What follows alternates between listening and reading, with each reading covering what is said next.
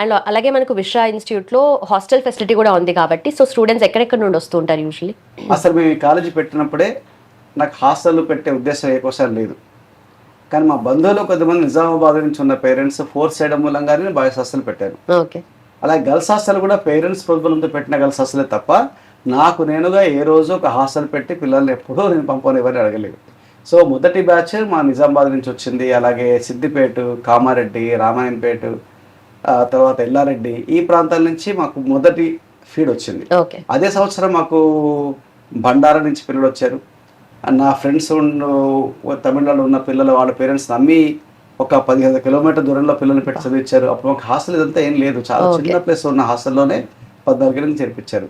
ఇంకా ఆ ట్రెడిషన్ అలాగే కంటిన్యూ అయ్యి ఆ ప్రాంతాల నుంచి రెగ్యులర్గా మా దగ్గరికి వస్తున్నారు. చాలాసార్లు ఏమవుతుందంటే ఒక ప్రాంతం నుంచి పిల్లలు వచ్చిన తర్వాత అంటే రైతులు రావచ్చు రాకపోవచ్చు, పేరెంట్ డిసప్పాయింట్ అయితే నెక్స్ట్ టైం ఆ లొకాలిటీ నుంచి పిల్లలు రారు, పేరెంట్స్ బాగా చెప్తే స్ప్రెడ్ అయిపోతుంది. కానీ మాకు మా రెగ్యులర్ ప్యాకెట్స్ 13 ఏళ్ళ నుంచి ఎలా వస్తున్నాయి అడ్మిషన్స్ అలాగే వస్తున్నాయి. సో మహారాష్ట్ర నుంచి వస్తారు, తమిళనాడు నుంచి వస్తారు, అలాగే నిజామాబాద్, కామారెడ్డి, రామాయంపేట, మెదక్, సిద్దిపేట, తర్వాత ఎల్లారెడ్డి, ఈ ప్రాంతాలు, తర్వాత మహబూబ్నగర్లో మనకు నాగర్ కర్నూలు, కొల్లాపూరు, తర్వాత జడ్చర్ల, తర్వాత షాద్ నగర్, ఇలాంటి ప్రాంతాల నుంచి, అలాగే నల్గొండ నుంచి మనకి ఎక్కువ భాగం సూర్యాపేట, తర్వాత పక్కన మన మాల్, ఇబ్రహీంపట్నం, అటువంటి ప్లేస్ నుంచి పిల్లలు వస్తారు. దాని తర్వాత పెద్దపల్లి, ఆదిలాబాద్ నుంచి పిల్లలు వస్తారు.